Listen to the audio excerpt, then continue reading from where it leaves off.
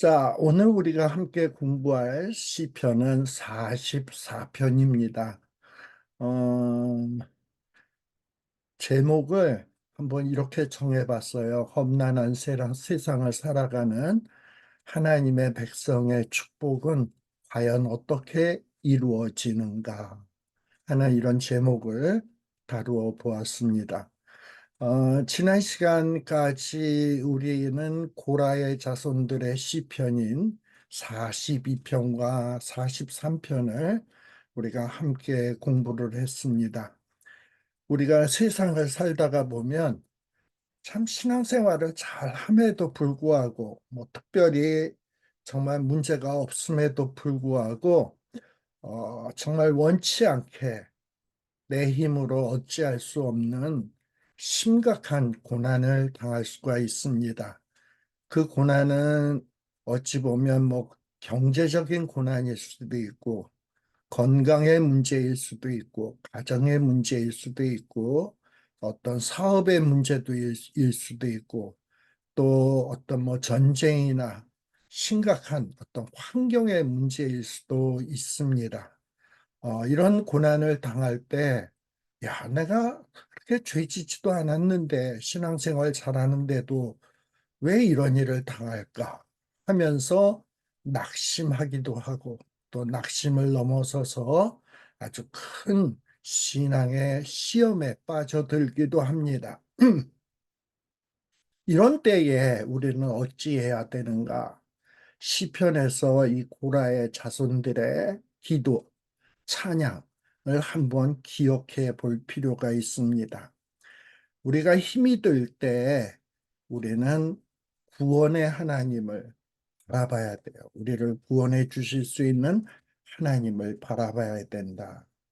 그것이 시편 42편, 43편의 내용이었어요. 근데 이 44편도 내용은 비슷합니다. 아, 내가 시편 42편, 43편을 공부하면서 후렴구가 나온다고 했죠. 그 후렴구에 보면은 어떤 말씀이 기록되어 있냐 하면은 내 영혼아 내가 어찌하여 낭망하며 어찌하여 내 속에서 불안하고 너는 하나님을 바라 나는 내 얼굴을 도우시는 내 하나님을 오히려 찬송하리로다 라는 이런 후렴구가 나오는 것을 우리가 보았을 거예요. 근데 우리 가스펠송에도 보면 여기 지금 나옵니다만 괴로울 때 주님의 얼굴 보라 평화의 주님 바라보아라 세상에서 시달린 친구들아 위로의 주님 바라보아라 그러면 우리 주님께서 염려를 맡아주시고 우리에게 안식을 주신다는 겁니다. 우리 지난 시간에 시편 42편, 43편 공부했던 것을 생각하면서 가사를 한번 묵상해 보세요.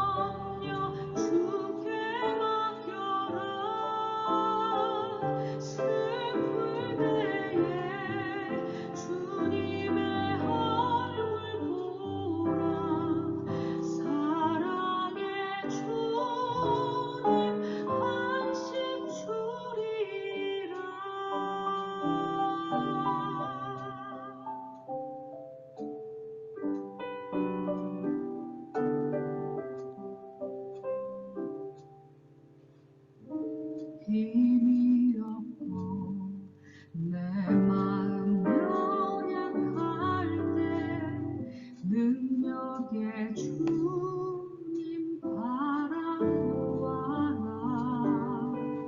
주의 이름 부르는 모든 자는 힘 주시고 늘 지켜주시리 눈을 들어 주를 보라 내 모든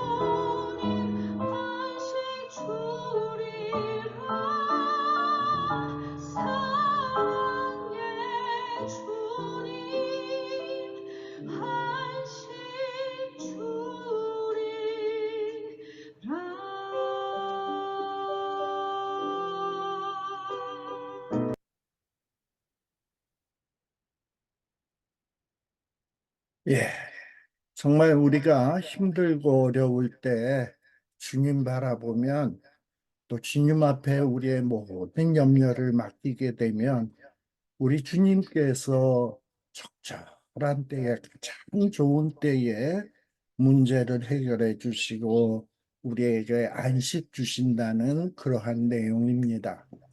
그런데 이 시편 44편의 내용도 마찬가지입니다. 우리 시편 44편을 보게 되면 표제가 지휘자를 따라 어, 고라의 자손들의 마스길로 되어 있어요. 그러니까 어떤 찬양대에 보면 지휘자가 있잖아. 근데 아마 지휘자로서 주로 활동했던 사람들이 누구냐 하면은 바로 고라의 자손들이에요. 그런데 이 고라의 자손들이 자기네들이 깨달았던 그 내용들을 그 뭐냐 어, 교훈으로 이 찬양을 통해서 가르치는 내용이에요. 그래서 이 고라의 자손들의 마스길 교훈들이다. 근데 이게 노래로 만들어진 거예요. 이 다윗, 물론 이제 시편의 대부분의 시편들은 이 다윗이 작사하고 만들었습니다. 근데 이 다윗이 가만 보니까 자기처럼 정말 하나님 앞에 징계도 받고 또한 하나님 앞에 은혜를 받았던 사람이 누군가, 자기와 자기와 함께 이렇게 신앙을 공감할 사람들이 누군가 살펴보니까 고라의 자손들이었던 것 같아요. 그래서 이 고라의 자손들에게 찬양대 지휘도 맡기고 찬양하는 사역도 맡기고 했던 것 같습니다. 이렇게 다윗과 고라의 자손들은 죄를 지음으로 말미암아 하나님의 무시무시한 징계를 체험하기도 하고 또 하나님 앞에 눈물로 회개할 때 사죄의 은총, 은혜를 체험했던 자들입니다. 사실 고라의 자손들을 가만 살펴보면 이 고라의 자손들의 조상인 고라는 정말 모세와 아론을 대적하고 하나님을 대적하면서 그만 저주를 받아서 땅에 삼키워지는 무시무시한 저주를 받았습니다. 그리고 그 후손들은 정말 하나님 앞에 저주받은 자의 자손이라고 하는 불명예 속에서 살아가고 있었어요. 그럼에도 불구하고 이 구라의 자손들은 자신들의 그 수치를 굳이 감추려 하지 않았습니다. 맞아. 우리는 정말 하나님 앞에 저주받은 자의 자손들이야. 라는 것을 인정했어요. 그러면서 오히려 하나님의 긍휼, 은혜를 사모했죠. 이런 것을 하나님이 참 귀히 여기시고 이 고라의 자손들이 비록 정말 하나님 앞에 저주받은 자의 자손이지만 하나님이 은혜를 베푸셔서 성전에서 일할 수 있는 특권을 부여하시고 일할 수 있도록 해 주셨어요. 찬양하는 자들이 되었습니다. 이런 것을 경험했던 고라의 자손들은 야, 성전에서 거하는 것이 성전에서 하루 그 문지기로 거하는 것이 이 세상에서 첫날을 거하는 것보다 좋다, 기쁘다라고 고백을 하기도 했어요. 또 어떨 때는 주의 장막이 어찌 그리 아름다운지요 하면서 주의 장막을 사모하기도 했습니다. 그러면서 이들은 이 성전 안에서 신앙생활하면서 많은 귀한 깨우침을 받고 그리고 교훈을 얻게 되었던 것 같습니다. 세월이 흘러서 여호사밧 왕 때에 이스라엘 나라, 유다 나라에는 큰 위기에 처했어요. 자그만치 세 나라, 암몬 족속, 모압 족속, 또 에돔 족속의 그 세일산 사람들이 연합을 해가지고 유다 나라를 쳐들어왔습니다. 그러다 보니까 나라가 풍전등화의 위기에 처했을 때 아, 여호사밧이 하나님 앞에 백성들과 함께 하나님, 우리가 이 풍전등화의 위기에 처하게 되었는데 우리를 불쌍히 여기소서 하고서 하나님 앞에 기도하기 시작을 했습니다. 근데 그 기도할 때에 하나님이 여호사밧에게 응답하시기를 뭐라고 얘기하냐? 야, 연합군들이 쳐들어왔어. 그래서 이제 전쟁을 해야 돼. 그런데 하나님께서는 말씀하시기를, 야, 이 전쟁에서 너희들이 싸울 건 없어. 너희들이 항우를 이루고 서서 너희와 함께한 여호와가 구원하는 것을 봐라. 너희의 어떤 왕이 장수가 구원하는 것을 보지 않고 여호와가 구원하는 것을 봐라. 유다와 예루살렘아, 너희는 두려워하며 놀라지 말고 내일 저 연합군들을 마주 나가라. 여호와가 너희와 함께하리라 하셨느니라 하는 이런 말씀을 주셨어요. 그리고 이런 어떤 하나님의 구원의 약속을 들었던 여호사밧이 이스라엘 백성들과 함께 하나님 앞에 몸을 굽혀서 얼굴을 땅에 대고 온 유다와 예루살렘 거민들도 여호와 앞에 엎드려 경배하고 고핫 자손, 여기는 그핫 자손이라고 나오는데 고핫 자손이에요. 그리고 고라의 자손에, 제가 아까 고라의 자손들에 대해서 이야기했죠. 고라의 자손에게 속한 레위 사람들이 제일 앞에 서서 심히 큰 소리로 뭐 활과 창을 들고 싸우기 시작한 게 아니라 그냥 심히 큰 소리로 하나님을 찬송하기 시작한 거예요. 왜요? 하나님이 구원해 주신다는 약속의 말씀을 듣고 나니까 힘이 나는 거야. 그래서 막 하나님을 찬송하기 시작을 한 거예요. 그리고 이 백성들이 이제 일찍 일어나서 드고와 들로 나아갔습니다. 나아갈 때에 여호사밧이 서서 말하기를 유다와 예루살렘 거민들아, 내 말을 들을지어다. 너희는 너희 하나님 여호와를 신뢰하라. 하나님이 구원해 주신다고 했는데 그 약속을 신뢰하라. 그리하면 견고히 서리라. 그 선지자를 신뢰하라. 그리하면 형통하리라. 이러면서 백성들과 더불어 의논하고 노래하는 자들, 아까 고라의 자손들이죠. 또 고아 자손들, 이런 사람들을 택하여 거룩한 예복을 입히고 이 군대들의 앞에서 행하면서 막 여호와를 찬송하여 막 이르기를 여호와께 감사하세. 그 자비하심이 영원하도다 하면서 막 찬송하기 시작을 한 거예요. 그랬더니 그 노래와 찬송이 시작될 때에 여호와께서 복병을 두어서 유다를 치러 온 암몬 자손, 모압 자손, 세일 사람들을 막 치게 하신 거예요. 이 서로 적들이 서로가 적인 줄 알고 오인을 해가지고 막 서로가 자중질환을 일으키면서 막 칼로 찌르고 창으로 찌르고 활을 쏘고 이러면서 막 서로 죽이기 시작을 하고 그래가지고 전쟁에 패하게 되었습니다. 그리하여 어떻게 됐나? 암몬 자손, 모압 자손이 일어나서 이 세일산 거민, 에돔 족속들을 진멸하고 세일 거민을 멸한 후에는 또 저희끼리 자중질환이 일어나서 피차 사륙하면서 쫄딱 망하고 말았습니다.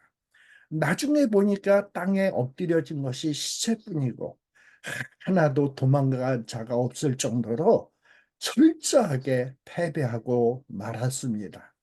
이렇게 하나님을 바라보면서 하나님의 도우심을 간구할 때 하나님의 놀라운 구원의 역사가 있었고 또 이스라엘 백성들이 하나님을 찬송할 때 이렇게 하나님의 도움 주시는 이러한 것들을 고라의 자손들은 역사 속에서 아주 생생하게 체험을 했던 것입니다.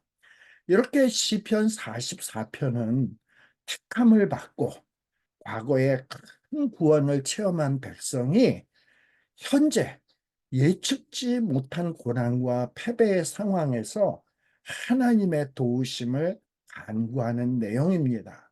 과거에 비록 구원받았어도 또 현재를 살다 보면 어려움에 처할 때가 있어요. 패배의 상황에 처할 때가 있어요. 근데 하나님을 바라보면서 주를 바라보면서 도움을 간구할 때 우리는 또 놀라운 구원을 체험할 수 있습니다. 바로 이를 위해서 간구한 내용이 시편 44편입니다. 이스라엘의 축복, 이스라엘의 행복은 어떻게 이루어지는가? 구원받으면 쭉 행복이 이루어지는 것인가? 아닙니다. 하나님의 백성이라고 해서 늘 꽃깃말 걷는가? 아닙니다. 구원받은 하나님의 백성이 구원받았다 할지라도 이 세상을 살아가다 보면 어려움을 당할 수도 있어요. 그러나 그 어려운 가운데서도 행복을 경험할 수 있습니다. 하나님의 백성의 정체성은 그냥 계속 일관되게 축복을 누리고 행복하게 사는 데에 하나님의 백성의 정체성이 있는 것이 아니라 기쁠 때든지 슬플 때든지 행복할 때든지 어려운 때든지 그런 모든 상황 속에서 하나님을 드러내매 우리의 살아가는 힘은 하나님에 의해서 주어지는 것이야. 그러면서 하나님의 능력, 하나님의 영광을 드러내매 하나님의 백성의 정체성이 있다라는 이것을 생각하면서 이 시편 44편의 내용을 여러분들이 읽으셔야 이 시편 44편이 잘 소화가 될 수 있으리라고 생각이 되어집니다. 제가 오늘 이 카톡에다가 여러분들 이 시편 44편을 히브리어 원문을 분해해서 그리고 그 단어별로 끝에서 쫙 적어가지고 PPT 파일로 만들어서 PPT가 아니라 PDF 파일로 만들어서 여러분들 카톡으로 보내드렸어요. 그래서 지금 여기에 나오는 지금 제가 읽고자 하는 성경은 개역 성경인데 요 개역 성경을 나중에는 좀 직역을 해서 우리가 요 44편의 내용을 공부를 해볼까 생각합니다. 제가 조금 전에 말씀드렸던 내용을 생각하면서 요 시편 44편의 내용을 제가 한번 낭독해 보도록 하겠습니다. 잠깐만 기다려 보세요. 제가 좀 모니터를 하느라고 제 전화기로 화면을 띄워놨는데 이게 자꾸 하우링이 생기는 것 같아요. 그래서 요거를 좀 끌게요. 자, 제가 한번 낭독해 보도록 하겠습니다. 하나님이여, 주께서 우리 열조의 날, 곧 옛날에 행하신 일을 저희가 우리에게 이름해 우리 귀로 들었나이다. 주께서 주의 손으로 열방을 쫓으시고 열조를 심으시고 주께서 민족들을 괴롭게 하시고 열조는 번성케 하셨나이다.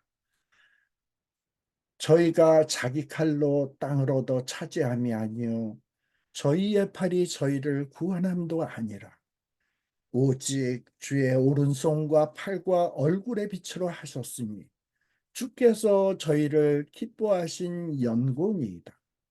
하나님이여 주는 나의 왕이시니 야곱에게 구원을 베푸소서.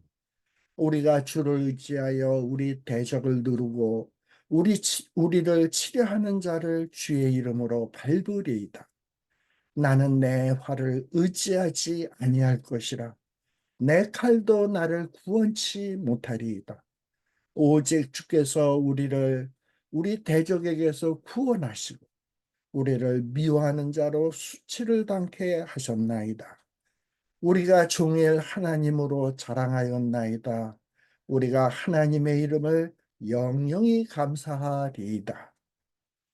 그러나 이제는 주께서 우리를 버려 욕을 당케 하시고 우리 군대와 함께 나아가지 아니하시나이다.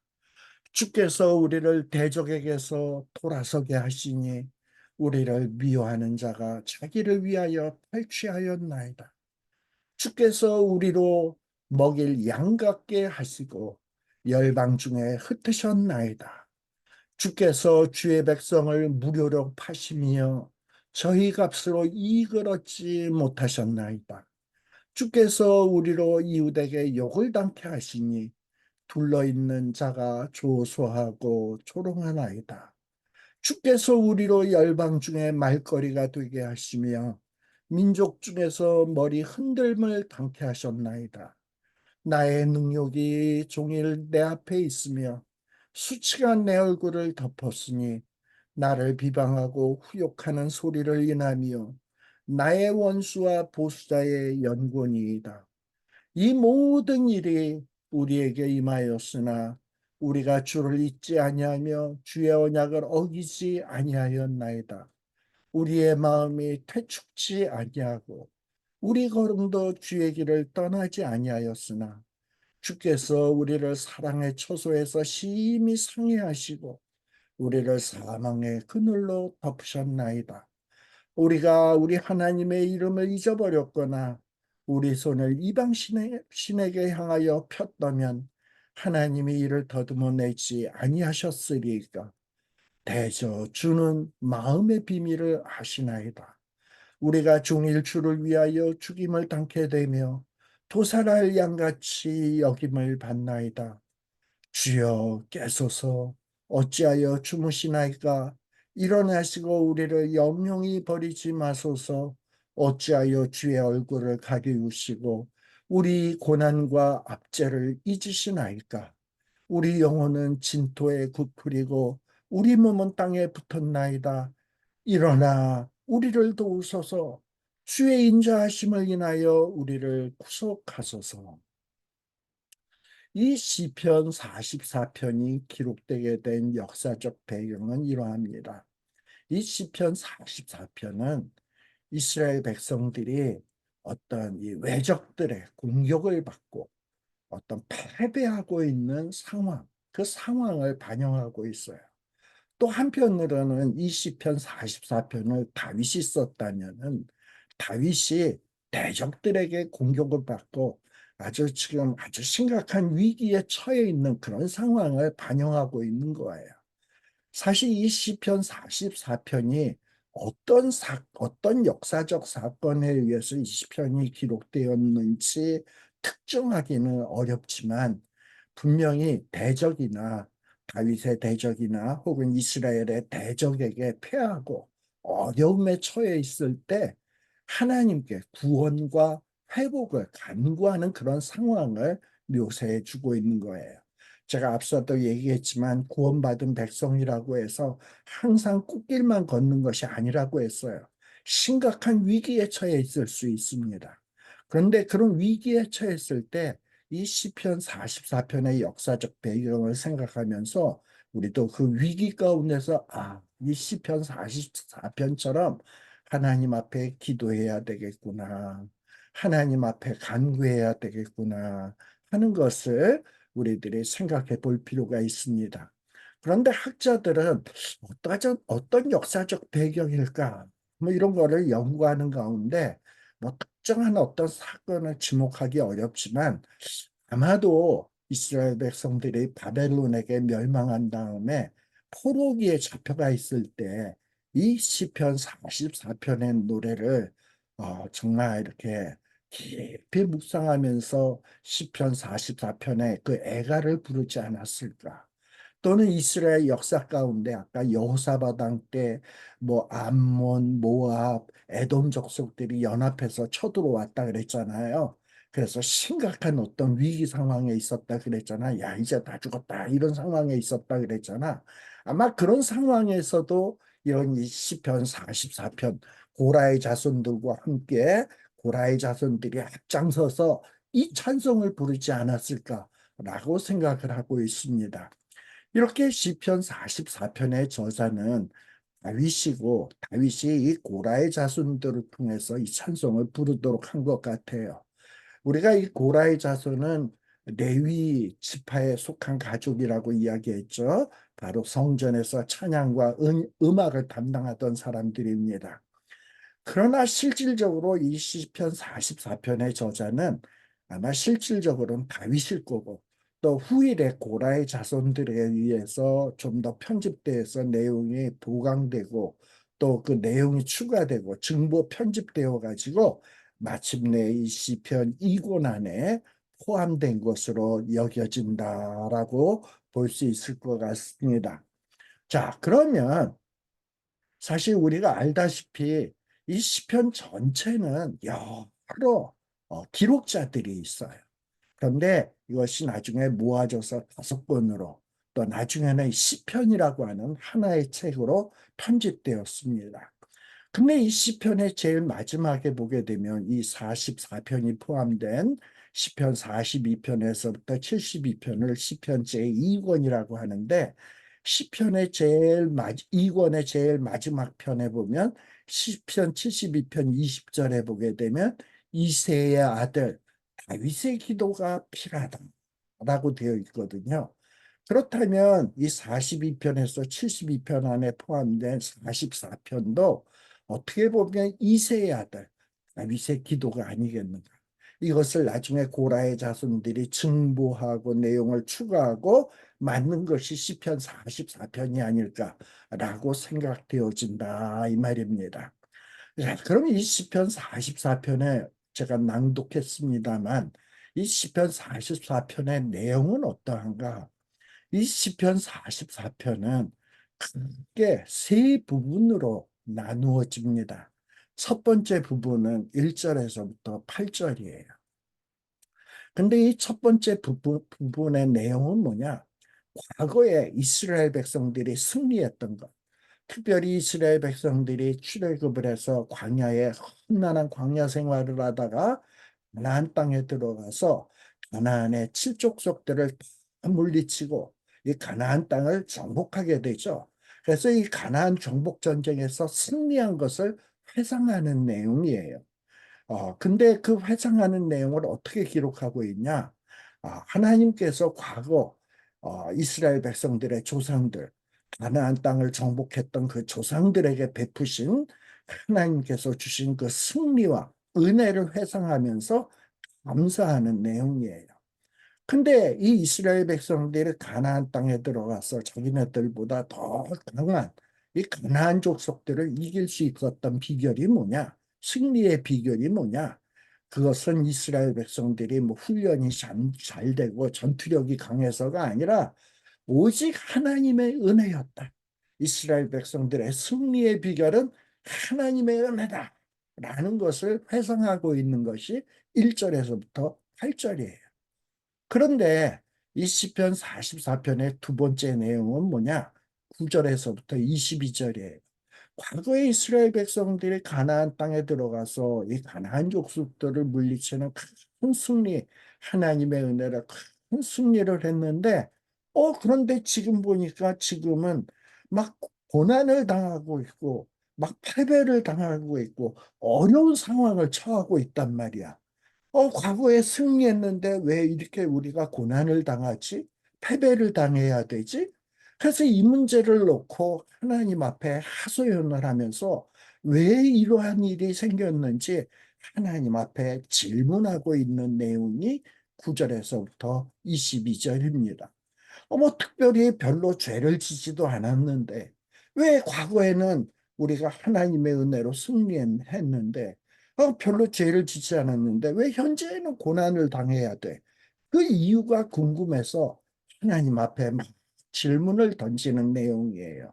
어쩌면 이러한 모습은 오늘날 우리의 삶 가운데도 비일비재하게 일어날 일이 아닐까라는 생각이 들어요. 뭐 저와 여러분들이 세상에서 막 그냥 죄를 먹고 마시는 사람처럼 뭐 이렇게 죄를 짓습니까? 근데 그럼에도 불구하고 내 힘으로 감당하기 어려운 고난을 당하잖아요. 힘든 일을 당할 때가 있잖아. 그럴 때 왜 이러지? 궁금하잖아. 근데 이런 궁금할 때 어찌해야 되냐 말이죠. 그때 이 시편 44편의 이 두 번째 파트의 내용을 보세요. 우리의 믿음의 선배들도 이렇게 죄를 짓지 않고 고난당할 때 이렇게 하나님 앞에 묻고 자기네들의 그 답답함을 토로하고 있구나라는 것을 발견할 수 있어요. 그러면서 이 시편 44편의 세 번째 내용은 23절에서부터 26절의 내용인데 하나님, 지금 내가 이렇게 이유는 모르지만 고난당하고 있는데 하나님이 이제 좀 깨어나셔서 일어나셔서 이 위기에 처한 저희들을 좀 구원해 주세요 하고 간절히 요청하고 있는 내용이 이 23절에서부터 26절의 내용입니다.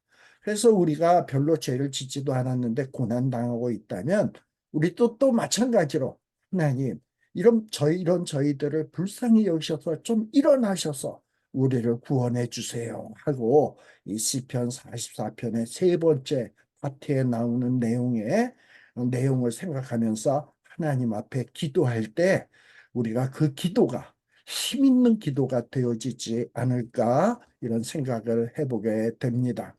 사실 어떻게 보면 시편 44편은 고난당하는 이스라엘이 하나님 앞에 탄식하고 있는 탄식시입니다.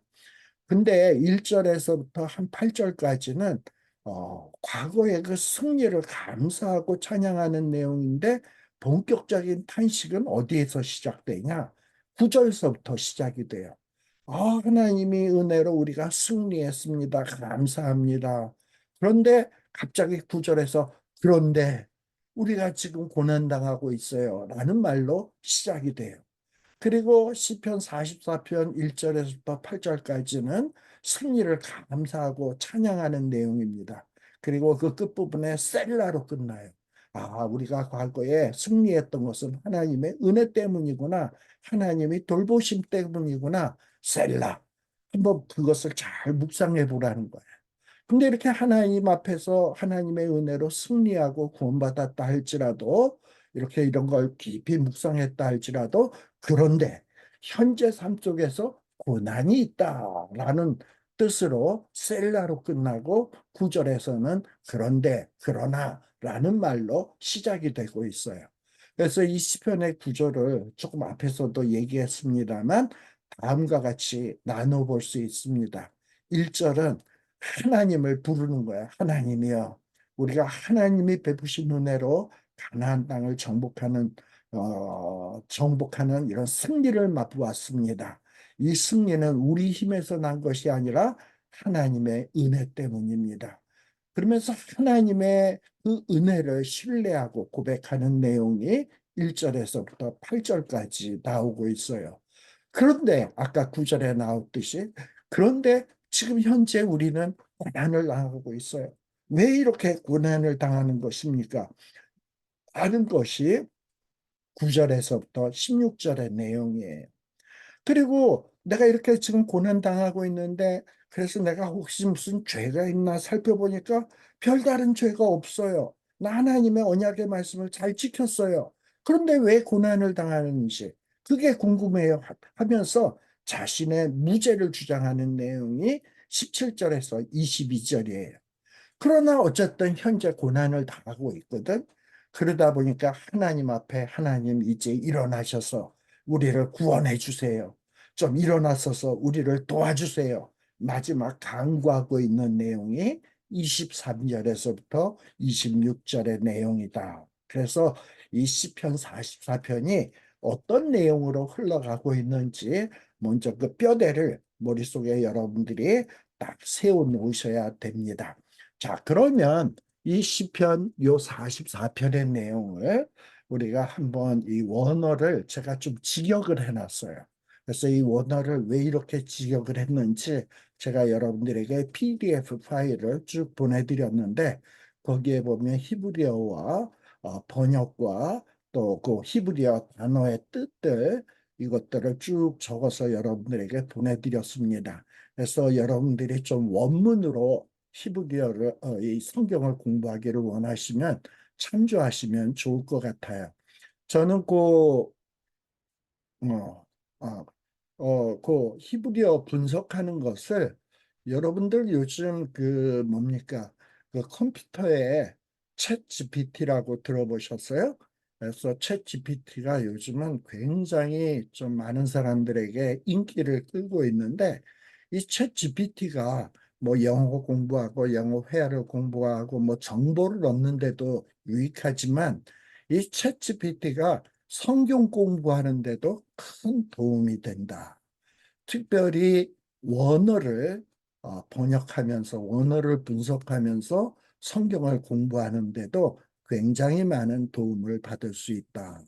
그래서 제가 여러분들에게 PDF 파일로 보내드린 것은 뭐를 통해서 내가 그거를 분석을 해봤냐면 챗 GPT한테 야, 시편 44편을 히브리어 원어를 문법적으로 분석을 하고 그리고 그것에 기초해서 시편 44편을 한번 주석을 해봐라 라고 한번 제가 그렇게 명령을 내렸어요. 그랬더니 이 챗GPT가 그냥 갑자기 막 다다다다다다다다 하면서 그냥 타자를 치기 시작하더니 불과 한 1, 2분 만에 그 아까 여러분들에게 보내드린 PDF 파일을 쫙 만들더라고요. 그래서 야, 요즘에는 이렇게까지 컴퓨터가 챗GPT가 성경도 분석을 해주는구나 하고서는 깜짝 놀랐고 이것을 잘 활용하게 되면 히브리어 기초 공부를 했던 사람들이 어, 시편이나 성경을 히브리어 원문을 원어에 입각해서 성경 공부하는데 물론 100%다 맞는 것은 아니에요. 그러나 이 성경 공부하는데 많은 깊이 있게 공부하는데 큰 도움을 받을 수 있겠구나라는 생각을 해보게 됩니다. 그래서 후에 여러분들이 어떤 성경 공부할 때 신약 성경 같으면 헬라어로 또 구약 성경 같은 경우에는 히브리어로 한번 여러분들이 문법적으로 분석하고 그것에 기초해서 이 성경 본문을 한번 분석해 봐라 하고 챗GPT한테 명령을 내려보세요. 그것을 뭐 그 명령을 내려서 그 답을 영어로 해달라 그러면 영어로 해주기도 하고 한국말로 해달라 그러면 한국말로 해주기도 하고 일본어로 해달라 그러면 일본어로 해주기도 하고 얼마든지 여러분들이 원하는 언어로 분석해 줄 수 있다라는 어떤 귀한 꿀팁을 여러분들에게 한번 소개해 드렸습니다. 자, 그러면 요 시편 44편의 내용을 조금 더 우리 꼼꼼하게 살펴보도록 할게요. 자, 1절에서부터 8절은 이스라엘 백성들이 과거를 회상하면서 과거에 하나님께서 베푸셨던 승리를 감사하고 하나님 앞에 신앙을 고백하는 내용이라고 했습니다. 1절에 보면 이스라엘 백성들, 특별히 고라의 자손들, 다윗, 이런 사람들이 하나님을 부르고 있어요. 하나님이여, 우리가 우리의 조상들로부터 우리의 귀들로 들었나이다. 한번 들었다는 거야. 분명히 들었다는 거야. 완결, 히브리어로 완결형이라는 거는 들었다라는 거야. 분명히 들었다. 그리고 우리 조상들이, 근데 그걸 누굴 통해서 들었냐? 우리의 조상들이 우리에게 일러준 바, 곧 주께서 옛적 날들에 하나님께서 행하신 일들을 우리의 조상들이 우리에게 전달해 주었다라는 거예요. 사실 이렇게 이스라엘 백성들은 하나님이 과거에 행하신 놀라운 은혜의 사역의 일들에 대해서 조상들로부터 이야기로 전달받았습니다. 신앙은 부모들로부터 받는 교훈이 참으로 중요해요. 여러분들의 자녀들이 신앙이 좋기를 원한다면 여러분들이 여러분들 자녀들에게 어떻게 가르치냐 하는 것이 참으로 중요합니다. 이 세상의 시작, 이 세상을 살아가는 삶의 지혜, 이런 것들을 우리가 성경을 통해서 터득을 하고 내가 터득하고 깨달은 것들을 자식들에게 전해주는 것이 어떻게 보면 하나님의 백성인 이스라엘 부모가 해야 할 중요한 교육 중에 하나다라는 거예요. 저도 이렇게 나이를 먹다 보니까 늘 가끔씩 생각나는 것이 과거에 우리 아버지가 했던 말, 우리 어머니가 했던 말, 우리 아버지가 했던 간증, 우리 어머님이 했던 간증들이 불쑥불쑥 생각나곤 해요. 그리고 그것이 내 삶 속에서 어려울 때마다 우리 부모님에게 이렇게 도우셨지. 그럼 나에게도 이렇게 도우시겠네. 하는 이런 생각들이 든다 이 말입니다. 여러분들도 여러분들이 생각했던 은혜 체험, 안심거리들을 여러분만 간직하지 말고 그 이야기를 자식들에게 일어설 때든지 앉았을 때든지 자꾸 이야기를 해보세요. 그러다 보면 이 자녀들의 그 마음속 어느 구석인가 그 말씀들이 들어가서 팍팍 박혀 있어. 그래서 구약의 율법의 말씀인 신명기 6장 6절 말씀해 보게 되면 이런 말씀이 나와요.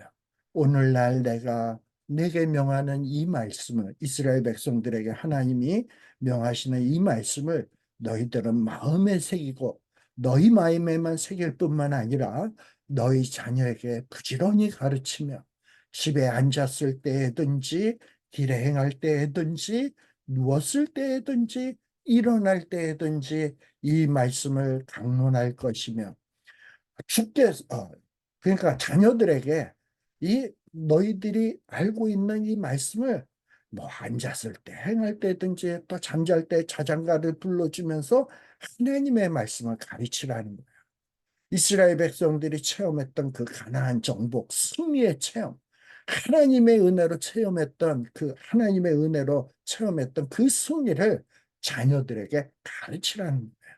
여러분들도 여러분들이 체험했던 그 은혜를 자녀들에게 수시로 가르치라는 거예요. 그러다 보면 그 말씀들이 자녀들의 마음속에 꽉꽉 들어가서 베끼는 거야. 그래서 이 고라의 자손들이 또 다윗이 뭐라고 얘기합니까? 1절에 보면 하나님, 우리가 우리 조상들로부터 앉았을 때든지 누웠을 때든지 그들이 우리에게 말씀을 전달해 주었는데, 하나님이 옛적의 날들에 행하신 일들을 우리에게 가르쳐 줬는데 우리가 분명히 우리의 귀들로 생생히 들었나이다. 바로 주님께서 행하신 그 옛적에 행하신 놀라운 은혜의 일들을 들었습니다 라고 고백하고 있는 거예요. 그런데 2절에 보게 되면 뭐라고 돼 있냐? 주께서 주의 손으로 이방 나라를 쫓아내시고 우리 조상들을 심으셨으며 민족들을 괴롭게 하시고 쫓아내셨나이다. 그들을 쫓아내셨나이다. 여기에 보면 동사가 다 완료형으로 돼 있어요. 하나님의 은혜로 하나님이 과거에 어떤 일을 하셨는지를 생생하게 기록해 주고 있어요. 바로 하나님이 행하신 일들, 누가 행한 일들이 이스라엘 백성들이 승리를 체험했는데, 그 승리는 이스라엘의 어떤 위대한 장군, 위대한 왕, 위대한 지도자에 의해서 이루어진 것이 아니라 다름 아닌 하나님께서 해주신 거란 거예요. 그래서 2절에 보면 제일 앞에 인칭 대명사가 나와요. 보통 히브리어의 문장에 보면 인칭 대명사는 잘 안 써요. 영어의 you라는 말인데 이미 동사 안에 you라고 하는 뜻이 있기 때문에 굳이 인칭 대명사를 반복해서 사용하지 않는단 말이야. 그런데 2절에 보게 되면 이 인칭 대명사가 나오고 동사에도 또 인칭 대명사 전미가 있어가지고 이 인칭 대명사 2인칭 당신이라는 말이 굉장히 강조되어 있어요. 지금 이 2절은 누구에 호소하는 거냐? 우리가 생리를 맛봤는데 이것은 누구에 의해서 된 거냐? 당신, 하나님, 당신의 손으로 우리가 이방 나라를 쫓아냈고, 당신의 손으로 조상들을 가나안 땅에 심었고, 당신의 손으로 우리를 괴롭히던 민족들을 괴롭게 했고 그들을 쫓아냈다. 바로 이렇게 이스라엘 백성들이 가나안 족속을 쫓아내고 가나안 땅에 심어지고 가나안 땅에서 번성하게 된 것은 바로 하나님 때문이다라는 것을 강조하고 있는 거예요. 3절에도 보게 되면 이는 이 가나안 땅을 정복한 것이 이스라엘 백성들이 자기들의 칼로 땅을 차지한 것이 아니고 그들의 팔이 그들에게 승리를 준 것도 아니며 오로지 누구? 당신, 하나님의 오른손과 하나님의 팔과 당신의 얼굴, 하나님의 얼굴로 한 것이니 이렇게 하나님 때문에 된 것인데 하나님이 왜 이런 승리를 주셨냐? 하나님이 이스라엘 백성들을 사랑했기 때문이다라고 이야기를 합니다. 즉 2절 3절의 내용은 뭐냐? 이스라엘 백성들이 조상들로부터 받은 교훈받은 내용인데 이스라엘 백성들이 과거에 정말 무시무시한 가나안 지쪽 속에 살고 있던 가나안 땅을 차지한 것은 자기 실력, 이스라엘 백성들의 실력이 아니라 하나님께서 해주신 것이며 또 하나님이 그렇게 해주신 이유는 하나님의 사랑 때문에 되어진 일이라는 것을 고백하고 있는 거예요. 저와 여러분들은 어떻습니까? 지금까지 지내온 것, 우리가 찬송가에도 나오죠. 지금까지 지내온 곳 주의 크신 은혜라 그렇잖아요. 우리가 지금까지 살아온 어떤 삶을 돌이켜보세요. 왜 이게 내 실력으로 되었나? 내가 심지 않은 것을 거두게 하시고 내가 땀 흘리지 않았는데도 뭐 하나님이 먹게 하시고 굶주리지 않게 하시고 내 실력보다도 더 많은 것을 얻게 하시고 채워주시는 것 아닙니까? 그러니까 그러다 보면 곰곰이 생각하다 보면 야, 지금까지 지내온 것 주의 크신 은혜로구나 라는 생각을 할 수밖에 없어요. 이 신앙의 기초는 뭐냐? 하나님이 베푸신 그 은혜를 깊이 인식하고 마음속에 기억하고 간직하는 데서부터 신앙은 출발하는 겁니다. 바로 이렇게 다윗과 고라의 자손 또 경건한 믿음의 선배들은 이런 신앙의 고백이 있었다라는 거예요. 자, 그런데 아마도 지금 그런데 이렇게 과거의 은혜를 체험했는데 현재에 뭔가 지금 약간 어려움을 당하는 것 같아요. 그래서 4절에 보게 되면 하나님, 당신은 바로 나의 왕이고 나의 하나님입니다. 그러니 야곱을 위하여, 야곱은 어떤 존재입니까? 간사하고 정말 축복받기에는, 하나님의 은혜 받기에는 뭔가 결핍이 많은 사람 아닙니까? 그럼에도 불구하고 하나님은 이러한 야곱의 왕이시고 하나님이니까 별 볼 일 없는 야곱들이지만 그들의 어려움에 처할 때에 구원들을 명령해 주세요 라고 고백하고 있어, 간구하고 있어요. 근데 이런 간구는 뭐냐? 과거에 체험했던 은혜에 근거해서 하나님이 과거에 이렇게 은혜를 베푸셨는데 앞으로도 우리가 부족하고 연약하지만 우리가 어려움을 당할 때 우리에게 하나님이 천사들을 명령해서든지 어떤 이 세상의 무엇을 통해서든지 명령하셔서 우리를 구원해 주세요라고 간구하고 있는 거예요. 그리고 하나님은 그 간구에 응답하게 되면 어떻게 되느냐? 우리가 주를 의지하여 우리를 치는 자들을 물리치게 될 것이다. 미래형으로 돼 있어요. 하나님이 이렇게 구원을 명령하게 되면 이런 구원을 명령하신 하나님을 의지해서 우리를 치는 자들을 우리는 물리칠 수 있을 것이며 주의 이름으로 우리를 대적하는 자들을, 우리를 대항하여 일어나는 자들을 살근잘근 밟을 수 있을 것입니다라는 믿음을 고백하고 있는 거예요. 이렇게 신앙이라고 하는 것은 과거의 은혜에 대한 기억에서부터 출발하는 겁니다. 구원은 자기의 힘이 아닌 하나님의 은혜로 이루어지는 거예요. 너희가 믿음으로 말미암아 구원을 얻었나니 이것은 너희에게서 난 것이 아니여 하나님의 은혜다. 이는 누구도 자랑치 못하게 하려 하심이라. 에베소서에 기록되어 있지 않습니까? 우리가 비록 보잘것없지만 이 보잘것없는 우리의 하나님이 우리의 왕이십니다. 그리고 우리는 보잘것없지만 이러한 우리를 하나님이 사랑을 베푸셨기에 우리는 미래에 이런 하나님을 의지해서 승리할 수 있는 거예요. 그래서 이 믿음의 선배들은 이렇게 고백합니다.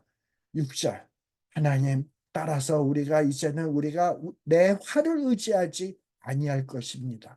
내 칼이 나를 구원하지 못할 것입니다.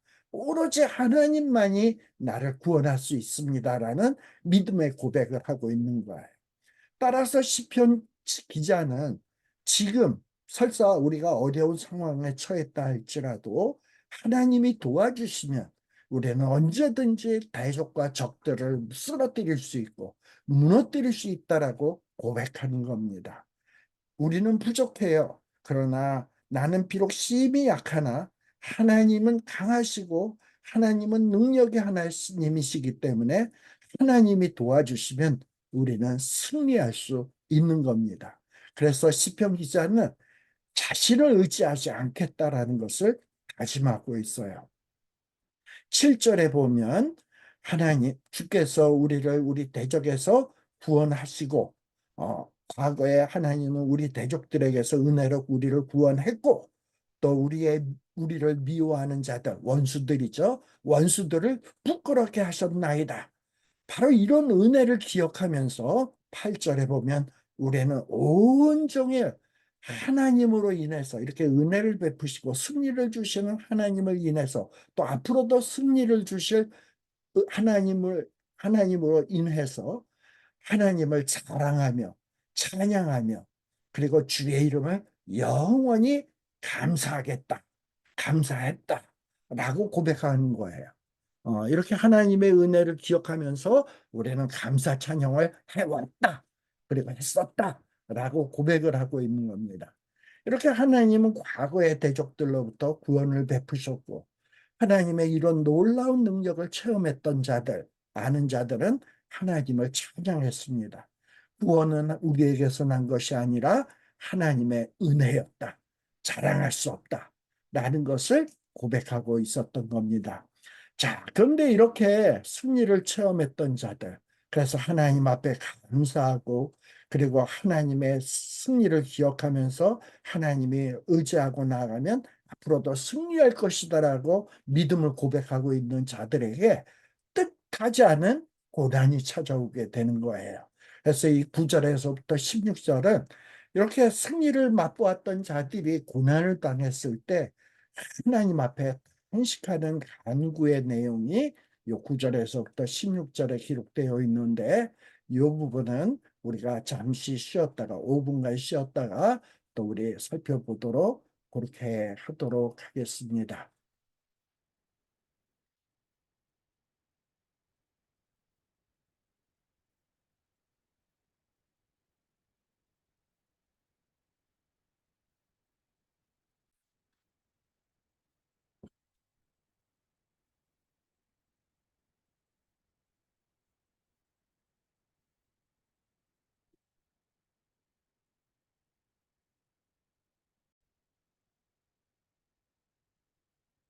자, 이제 9절부터 16절 시편 44편의 두 번째 파트입니다.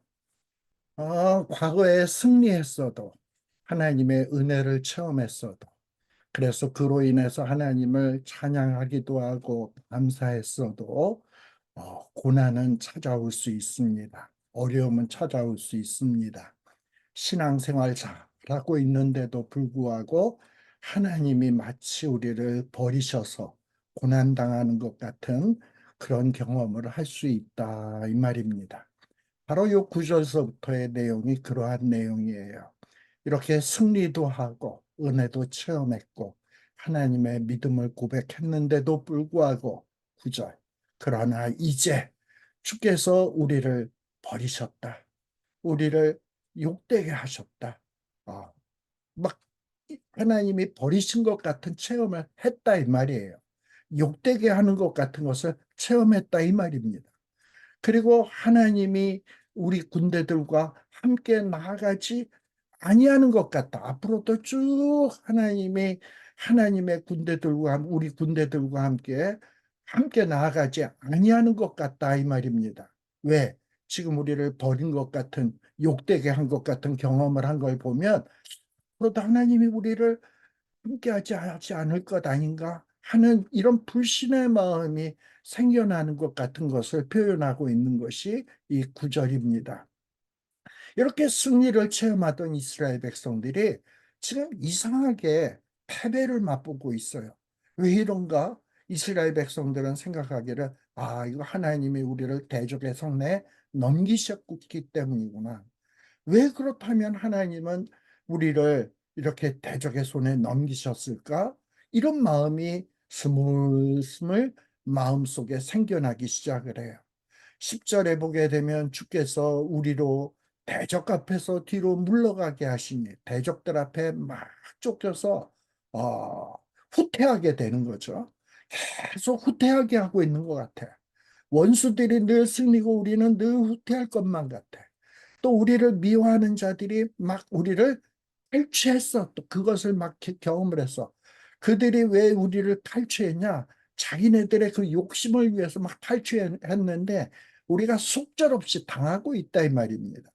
바로 이런 경험을 지금 토로하고 있는 거예요. 그리고 또 뭐라고 이야기하냐? 11절에 보면 주께서 바로 하나님께서 우리를 먹잇감, 양같이 어떤 사자나 맹수에게 양은 뭡니까? 먹잇감이잖아. 먹잇감 같이 넘겨주고 있는 것 같아. 대적들이 널려 있는데 계속 우리를 그들의 먹잇감으로 던져주는 것 같다 이 말이에요. 그리고 우리가 지금 그로 인해서 결국은 여러 민족 가운데, 이방 민족 가운데 흩어지게 되었다라는 거예요. 현재 완결형으로 되어 있어요. 그리고 12절에 보면 주께서 주의 백성을 대가 없이 파셨으며, 뭐 하나님이 우리를 이렇게 넘겨주면 뭔가 뭘 받고 어떤 이득을 얻고 우리를 파셔야 되는데 그런 것도 없는 것 같은데 우리를 이방 민족에게 팔아 넘기신 것 같고, 그리고 그들의 값에서 전혀 이익을 보지 못했는데도 불구하고 우리를 대적들에게 팔고 있는 것 같아. 얼마나 답답한 심정입니까? 우리도 신앙생활을 하다 보면 이런 경험 많이 할 때 있잖아요. 나 뭐 이렇게 잘못한 거 없는 것 같은데 왜 하나님이 나를 먹잇감으로 넘겨주고 있지? 왜 민족 가운데 이 찌질이로 흩어지게 하고 있지? 왜 원수들이 탈취하게 하고 있지? 내가 왜 이 통을 당해야 되지? 이런 의문이 들 때가 얼마나 많이 있습니까? 근데 이런 의문이 생기는 것은 내가 신앙이 없어서고 내가 못나서가 아니라 우리의 믿음의 선배들도 똑같이 경험했던 일이다라는 것을 여러분들이 기억할 필요가 있습니다. 자, 또 13절에 보면 뭐라고 고백합니까? 주께서 우리 이웃에게 욕되게 하시고 계속 우리 이웃들에게 정말 치욕이 되게 하고 계시고 우리를 둘러싼 자들에게, 우리 주변에 있는 사람들에게 조롱과 멸시를 받게 하고 있단 말이죠. 또 14절에 보면 하나님께서 우리를 민족들 가운데서 속담이 되게 하시며, 또 민족들 사이에서 민족들이 머리를 우리를 보면 절레절레 흔들어 어떻게 하나님의 민족들이 저렇게 찌질이가 될 수 있는가, 웃긴다 웃겨 이러면서 고개를 절레절레 흔들어. 그러다 보니 종일토록 치욕이 내 앞에 있고, 어, 나의 얼굴에 부끄러움이 내 얼굴을 덮어버렸다 이 말이에요. 특별히 나를 덮었나이다 이 말은 히브리어로 피엘형으로 강조형이에요. 정말 자기가 고통을 너무 당하다 보니까 치욕스럽고 부끄러워서 고개를 들 수가 없을 정도로 정말 창피하다 이 말을 지금 15절에 하고 있는 거예요. 그리고 원수들은 어떠냐? 나를 향하여 막 욕을 해. 이것도 피헬령, 강조형으로 돼 있어요. 아주 심한 말로 우리를 조롱하고 욕하고 또 비방한다는 말도 강조형, 분사형으로 돼 있는데 계속 끊임없이 비방한다라는 얘기야. 이런 소리 때문에 부끄러움으로 견딜 수가 없다라는 거야. 이것들도 이렇게 우리를 비방하고 욕하는 것이 누구 앞에서 그러냐? 원수와 우리를 복수하는 자 앞에서, 원수들 앞에서 우리를 이렇게 조롱하니 얼마나 창피스럽겠습니까? 이렇게 지금 하나님의 백성은 그들의 원수와 복수에 불타는 자들에 의해서 치욕, 말할 수 없는 부끄러움, 조롱, 모욕을 당하고 있습니다. 이렇게 구원받은 백성에게도 신앙생활을 잘함에도 불구하고 한때는 감사하고 찬양했음에도 불구하고 고난과 역경이 찾아올 수 있습니다. 왜? 어쩌면 그것은 죄 때문일 수도 있고 또 죄가 아니라면 하나님이 우리를 연단하기 위해서일 수도 있고 뭔가 하나님의 깊은 뜻에 의해서 우리에게 고난이 올 수 있다라는 거예요. 신앙생활 잘함에도 불구하고 고난이 올 수 있다라는 거예요. 그래서 우리가 고난 당할 때는 깊이 한번 생각해 보는 것이 필요하다. 자, 이렇게 지금 이 고라의 자손들 혹은 다윗 믿음의 선배들은 고난을 당하면서 왜 내가 이런 고난을 당해야 되지? 왜 하나님이 우리를 이렇게 버려두시지? 왜 우리를 먹잇감으로 던져주시지? 이해를 못하고 있어요. 그래서 혹시 나에게 죄가 있나 하고 살펴보기 시작을 했습니다. 바로 17절. 이렇게 모든 고난이 우리에게 닥쳤는데, 이미 이제 이런 일들이 닥쳤는데, 완결령 우리에게 이렇게 발생이 됐는데, 그리고 그래서 가만 생각해 보니까 내가 혹시 죄를 지었나? 내가 하나님을 잊어먹었나? 하고 생각을 해보니까 가만 보니까 하나님을 잊었던 것 같지가 않아. 또 하나님의 언약을 내가 속이고 하나님의 언약을 어기지 않았나? 가만 보니까 그런 적이 전혀 없어. 주의 언약을 속이지 아니했다. 이것도 강조형으로 돼 있어요. 그러니까 지금 무슨 얘기냐? 나는 무죄한데 어떻게 이런 고난이 닥쳤지? 지금 이 질문을 던지고 있는 것이 17절이에요. 또 18절에 보면 우리의 마음이 하나님으로부터 물러갔나? 하나님으로부터 내 마음을 철회시켰나? 그런 것 같지 않다 이 말이에요. 또 우리의 걸음이 주의 길로부터 떠났나? 그런 것 같지 않다 이 말이에요. 그런데 하나님께서는 우리를 승량의 처소에서 우리를 마구마구 부서뜨리고 계시고, 이 부서뜨리려는 이 동사도 히엘령 강조형으로 돼 있어요. 마구마구 우리를 원수와 같은 승량이들 가운데서 막 우리를 부수고 계시고, 또 우리들 위에 죽음의 그림자로 덮고 있단 말이죠. 이해가 안 되는 거지. 시편 기자는 자신과 자신의 공동체가 하나님을 배신하지 않았는데 왜 이런 환난을 당하고 있는지 궁금한 거예요. 미칠 것 같다 이 말입니다. 그래서 17절, 18절, 19절에 한원을 하나님 앞에 하고 있는 겁니다. 자, 그래서 또 하나님 앞에 간구하기를 뭐라고 이야기하냐? 하나님, 만일 우리가 하나님의 이름을 잊어버렸거나 또는 우리가 타국의 신에게 손을 내밀었다면, 타국의 신에게 손을 내민다라는 것은 뭐냐면 우상들에게 도움을 요청했다라는 거예요. 우리가 하나님의 이름을 잊어먹었거나 혹은 한때 우상에게 손을 벌렸다면 하나님은 이를 어찌 알지 못할 수가 있겠냐? 하나님은 다 알지 않겠냐? 21절의 내용이 이거예요. 하나님께서 이를 알아내지 아니하시리라. 이는 왜냐하면 하나님은 마음의 은밀한 것까지 아시는 분이기 때문이다. 이 아신다라는 말도 분사형으로 되어 있어요. 하나님은 우리의 마음속을 계속해서 알고 계셔. 그래서 만일에 우리가 하나님의 마음을 잊어먹었는지 또 우상에게 은밀하게 도움을 요청했는지 하는 것을 하나님은 불꽃 같은 눈동자로 계속해서 지켜보고 계시기 때문에 모를 리가 없다라는 말이에요. 바로 이 시편 기자는 그러한 고백을 하고 있는 거예요. 근데 우리가 이렇게 하나님 앞에 잘못한 것도 아닌데 우리가 종일토록 주를 위해서 죄 지은 것 없으니까 우리 여태까지 주를 위해서 살아왔는데 하나님을 위해서 살아왔는데 죽임을 당하고 도살할 양같이 여김을 받는 것이 도저히 이해가 안 된다 이 말입니다.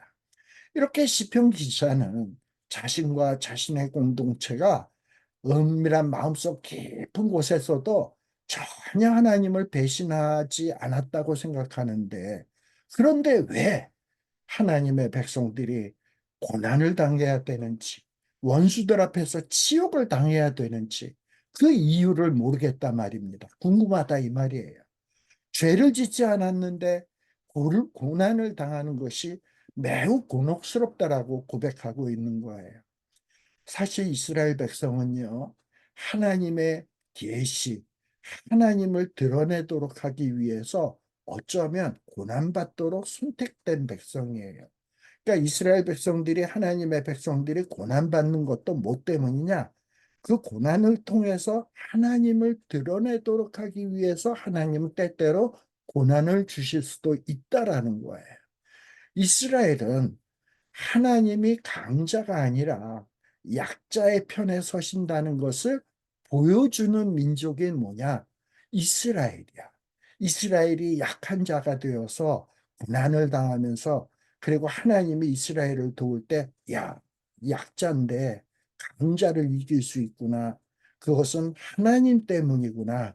이렇게 하나님은 대단한 분이구나라는 것을 알리기 위해서 때로는 우리가 고난당할 수도 있다라는 거예요. 좀 이거는 우리가 이해하기 힘들지 모르지만 신앙생활을 하다 보면 때때로 우리가 고난당할 때가 있어요. 근데 그 고난 가운데 하나님은 우리를 늘 처박아 놓지 않아. 그 고난 중에서 기가 막힌 방법으로 우리를 도와주시고 끄집어내요. 또 그러한 구원의 모습을 통해서 하나님이 얼마나 대단한 분인지를 우리의 고난의 극복의 모습을 통해서 하나님을 드러내십니다. 바로 이스라엘의 고난은 하나님이 이스라엘을 버리신 것의 상징이 아니라, 고난당한 것이 하나님이 버렸다는 것을 드러내기 위한 상징이 아니라, 그 고난당한 것을 통해서 하나님의 은혜를 나타내는 방편이라는 것을 이스라엘 백성들은 고난을 통해서 배워야 한다라는 겁니다. 바로 이래서 하나님은 이스라엘 백성들에게 고난을 주세요. 물론 고난 당하는 사람은 답답하지. 아, 나 잘못도 안 했는데, 뭐 이렇게 큰 죄를 짓지도 않았는데 왜 이런 고난 당해야 돼? 근데 그 고난이 계속 지속된단 말이야. 얼마나 답답하겠어요. 그러나 우리의 속으로 어떤 마음을 가져야 되냐? 아, 이 고난은 하나님의 깊은 뜻이 있을 거야. 하나님은 이 고난으로 끝내는 분이 아니야.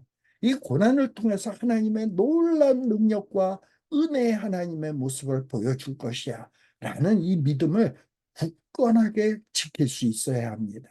이런 믿음이 있다 보면 하나님 앞에 다시금 힘을 얻어서 기도할 수 있는 힘이 생겨요. 바로 그것이 23절에서부터 나오는 내용입니다. 자, 근데 고린도전서 1장 27절에 보면 이런 말씀이 나와요. 하나님이 세상에 미련한 것들을 택하사, 하나님은 이스라엘 백성, 정말 이스라엘 땅 얼마나 조그마합니까? 또 이스라엘 백성들의 그 성격, 그들의 어떤 인격들, 얼마나 구두쇠고 자기밖에 모르고, 정말 다른 민족들이 보면 착한 민족이라고 할 만큼 얼마나 지독한 민족입니까? 그런 못난 어떤 이스라엘 백성들을 하나님은 자기 백성으로 택하셨어요. 왜 그랬냐? 그런 백성을 택하신 것은 지혜 있는 자들을 부끄럽게 하려고 못난 것들을 택한 거예요. 세상의 약한 것들을 택하사 강한 것들을 부끄럽게 하시고 하나님을 드러내게 하기 위해서 이스라엘 백성을 택한 것입니다. 저와 여러분도 마찬가지 아닙니까? 뭐 우리가 그렇게 대단해요?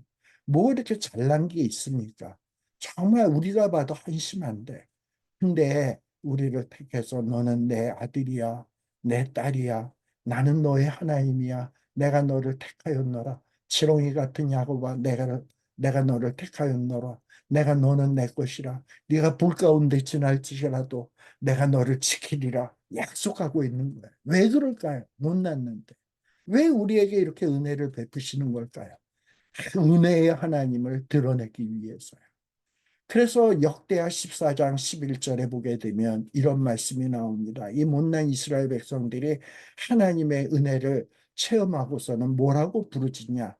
하나님 여호와께 부르짖어 가로되 여호와여, 강한 자와 약한 자 사이에는 주밖에 도와줄 리가 없사오니 하나님, 이 못나디 못난 우리를 도와주소서. 우리 하나님 여호와여, 우리를 도와주소서. 우리가 주를 의지하오며 주의 이름을 의탁하고 이 많은 무리를 치러 왔나이다.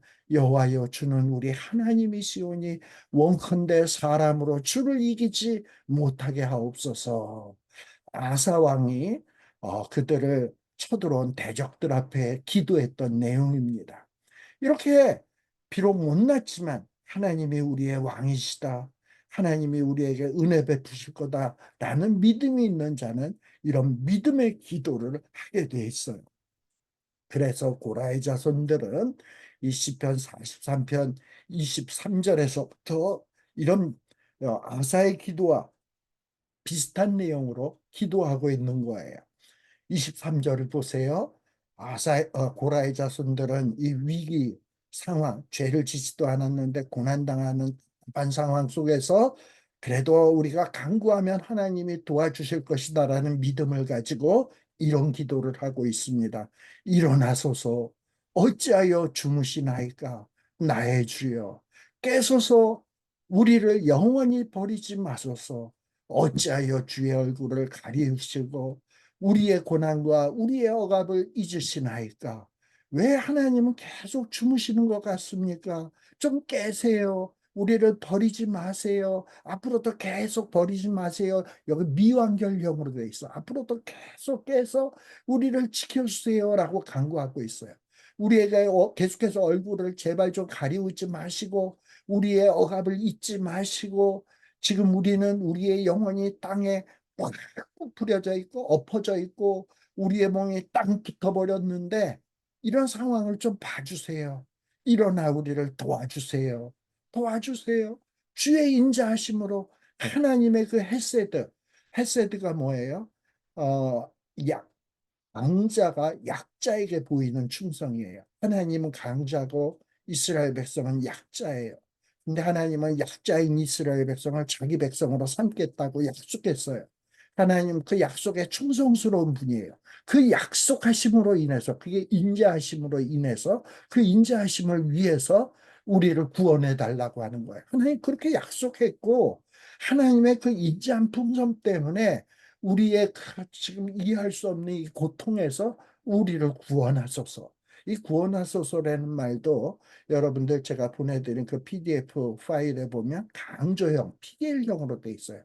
우리를 제발 좀 강력하게, 확실하게 좀 구원해 주소서라고 기도하고 있는 겁니다. 이 말씀을 보면 어떻게 보면 시편 기자는 자신들이 고난당하는 것이 하나님이 혹시 주무시기 때문이 아닐까라고 생각하는 것 같아요. 근데 이것은 착각이죠. 하나님이 주무십니까? 하나님은 졸지도 주무시지도 않는 하나님이에요. 답답하다 보니까 고난이 너무 극심하다 보니까 이 고난당하는 사람이 하나님을 오해하고 있는 거지. 이건 주무시기 때문에 그래. 근데 사실은 그렇지 않죠. 그래서 하나님이 속히 깨어나서 자신을 도와줄 것을 촉구하고 있는 거예요. 그건 좀 잘못된 생각에서 비롯된 것이지만 아무튼 도와줄 것을 간구하고 있는 거예요. 자, 이렇게 내가 답답해요. 하나님이 주무시는 것 같아요. 그래서 고난당하는 것 같아. 근데 그럴 때 우리가 함부로 이렇게 하나님을 오해해서는 안 되고 깊이 생각을 해야 돼. 아, 하나님이 내가 이 고난당하는 거는 하나님이 주무셔서 졸아서가 아니고 하나님이 깊은 뜻이 있어서 그래. 하고 생각을 좀 해야 돼. 그리고 하나님은 약속하신 대로 궁극적으로 하나님이 언약하신 대로 하나님이 작정하신 대로 모든 일이 합력하여 가장 적절한 때에 선으로 갚아주실 것이다 라는 것을 믿고 간구하고 기다려야 하는 것이 신앙의 올바른 자세다라는 거예요. 그러면서 끊임없이 하나님 일어나셔서 그리고 우리의 억압을 살펴보시고 우리를 구원해 주세요라고 기도하세요. 이 고통 중에 우리가 기도하는 것을 하나님은 기뻐하십니다. 그리고 그때 나타나셔서 우리를 도와주심으로 하나님의 능력과 영광을 드러내는 것을 기뻐하세요. 그리고 그 영광과 하나님의 은혜를 함께 우리와 함께 누리게 하시는 것을 기뻐하시는 하나님이시라는 겁니다.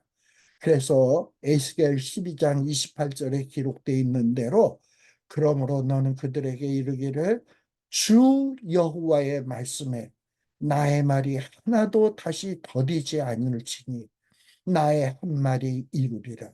나 주 여호와의 말이니라 하셨다.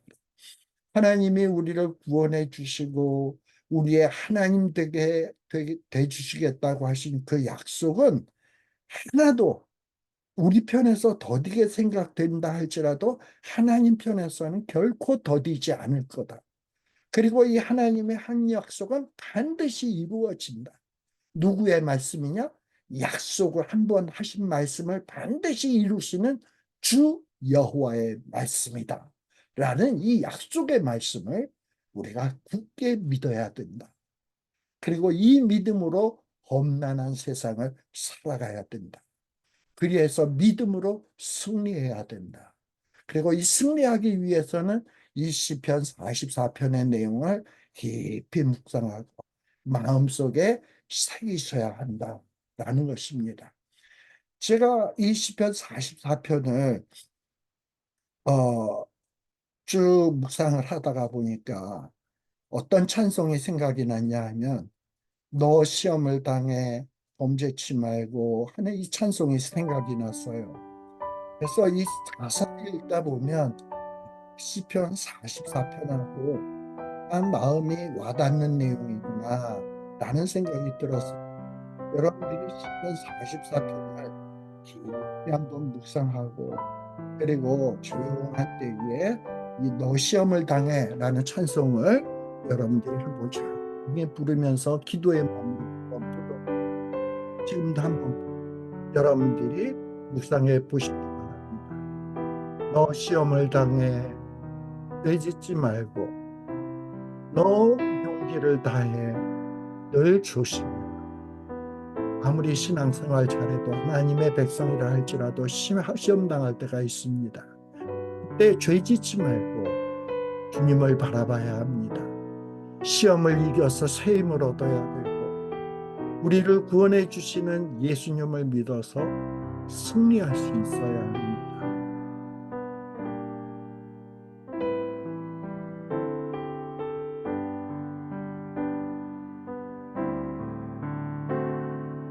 힘들든지 또는 고통스럽든지 또는 기쁜 일이 있든지 늘 그 주의 힘과 주님의 위로를 비시고 그리고 주님 앞에 그러한 간구를 하게 되면 하나님은 항상 우리 편에 서서 우리를 도와주실 것입니다. 세상의 사람들은 야 너의 하나님이 어디 있냐 네가 고난당하고 있는 너를 버렸구나 하고 우리를 유혹할 수 있어도 우리는 그 유혹에 넘어가서 함부로 불평하고 원망하는 이런 언행을 삼가하고 조심해야 합니다. 어려움을 당해도 열심을 다해서 고난 중에도 충성하고 아무리 힘들어도 내게 맡겨주신 일을 정성을 다해서 봉사를 해야 합니다.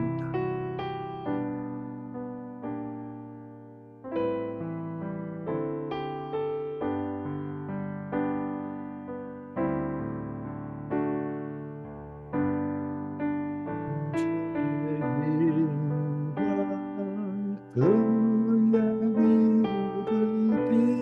빌라 너님 내 편에 서서 항상 도우시리 이기는 자는 상 받으리 너 낙심치 말고 늘 잠시 마라 내 구세주 예수 힘 주시니 주 예수를 믿어 늘 승리하리라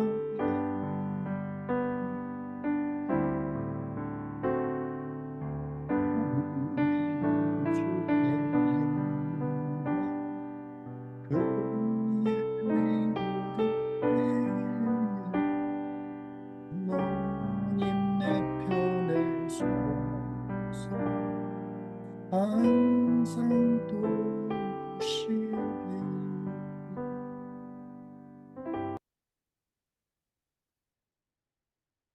같이 한번 기도하겠습니다.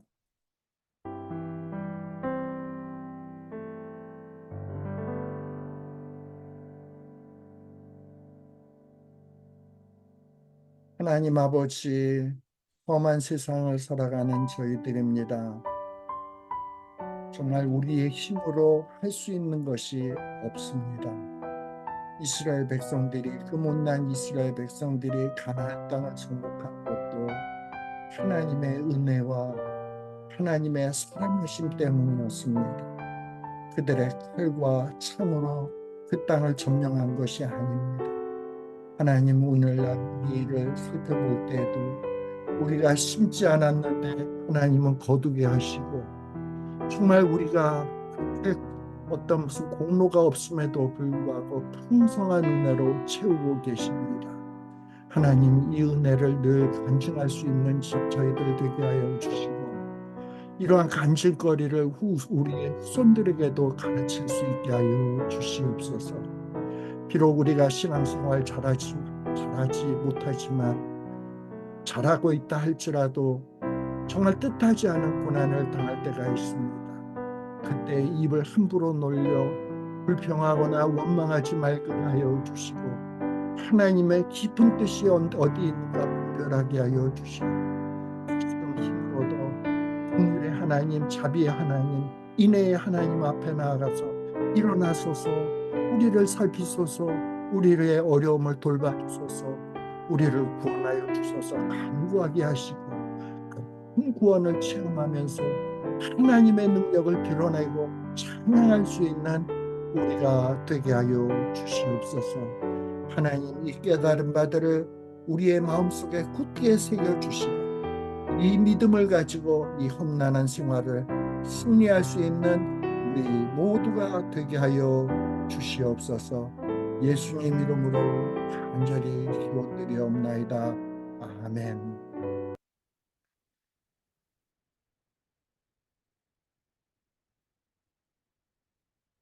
이상으로서 오늘 성경 공부를 우리 마치도록 하겠습니다.